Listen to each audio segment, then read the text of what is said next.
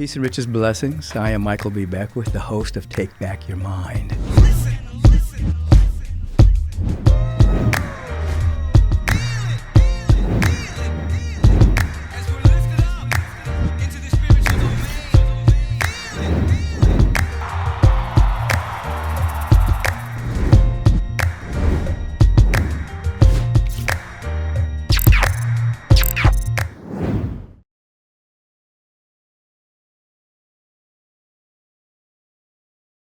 Peace and blessings, and welcome to the Take Back Your Mind, the new Life Question of the Week format.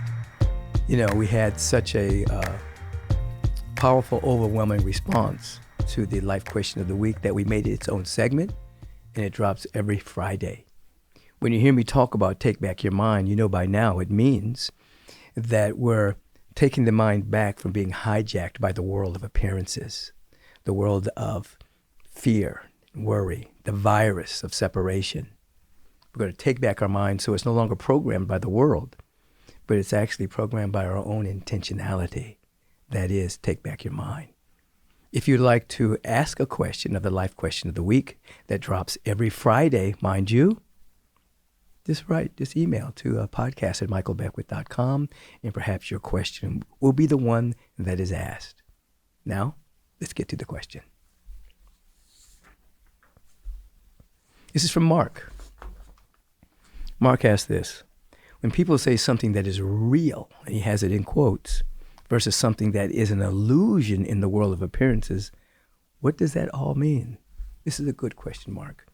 When we use the word real, that means something that's eternal, something that's forever, something that's timeless, whereas that which is in the world is temporary.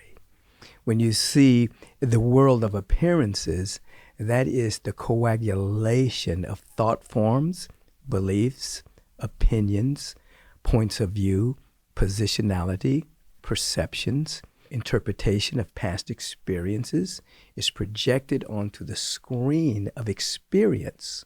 So people are experiencing things that are not eternal, but they're experiencing them nevertheless.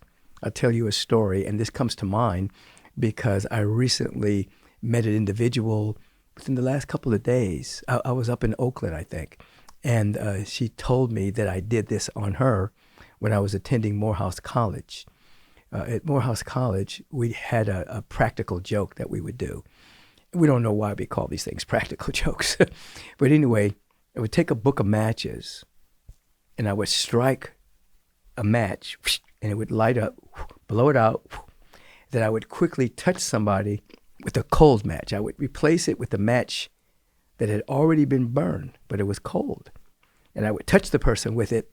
They would think that they were being touched by a hot match, and they would burn themselves. Sometimes they would form a blister. Sometimes they would go, "Ooh, that was hot." But they were being touched by a cold match.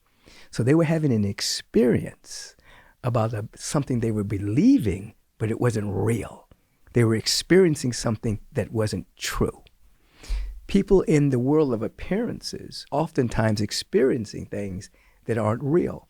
Scarcity, lack, limitation, fear, doubt, worry, disease.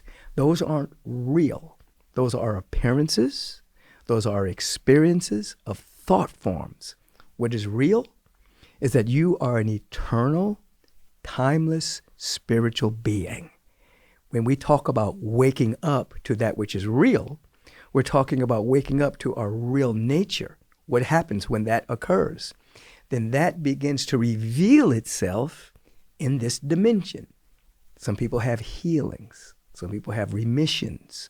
Some people have repairs, regeneration, rejuvenation. Some people come out of poverty and reveal more prosperity, more abundance, more joy, more happiness, more peace of mind, because the real is beginning to bleed through into their awareness, and that which appears to be real is beginning to dissolve. The presence of God, which is real. I'm not talking about the guy in the sky. I'm talking about a presence that is never an absence, doesn't solve problems. But in the presence, problems dissolve because problems are not real in the quantum field, They are coagulated thought forms that dissolve in expanded awareness. I may have gone a little bit too far, Mark, but that which appears to be is not real. You see, what is real is eternal, timeless, mainly invisible, until it becomes visible through your living. I hope that assists you. I know it at least planted a seed.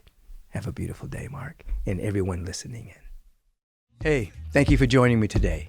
If you'd like to ask a question, please email me at podcast@michaelbeckwith.com. And you know what? Your question just might be featured. Have a beautiful and bright day.